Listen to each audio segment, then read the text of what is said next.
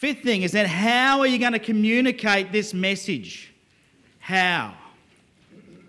So you've worked out who your ideal customer is, you've worked out where they are, you've worked out what you're going to offer them, you've worked out why they're going to buy from you. Now you need to work out, how am I going to communicate my message? Because there are many platforms, many mediums where you can advertise these days. There's online, there's offline, there's, we talked about cinema advertising, there's sponsorship, there's, you name it. There's telemarketing, there's direct mail, there's, email. There's a stack of different ways that you can do it. Now, the other mistake I think when we talk about offers is quite often people are only offering the service directly. Okay, not just offering something else. As I talked about the guy that was in Campbelltown, he had the book of the 7 mistakes people make when selling their homes and how to make sure you avoid them. That book was more popular. People rang up more from that book, from flyers we dropped, than anything else. What did he do when someone rang up for that book? Asked them for their name and address. Got their details. Yes. Now, if he'd sent out flyers with the guarantee saying we'll see your house within 90 days, who's he going to get? Just the people who are ready to sell. By having the book, who did he get? Everybody. The people that were thinking about maybe selling. Much bigger market.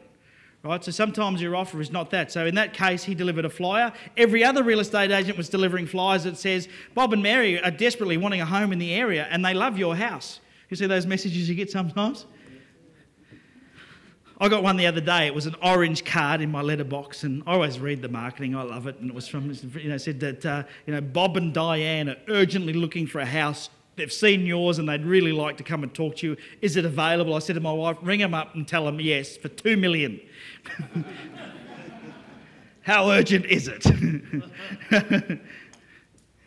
That's about double what my place is worth. Let's see if they're willing to pay it. Really.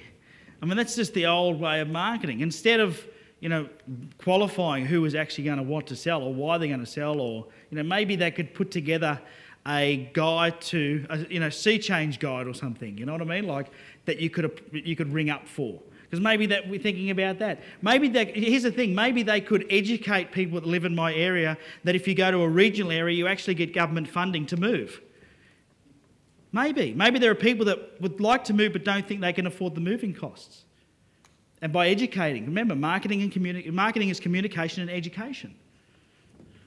I think it's a real shame that people miss that. So when you think about how you're going to market or how you're going to get your message out there, it's not always just buy from me. Sometimes it's about giving valuable content so people want to communicate with you and you get them on their database. Then you can start the conversation.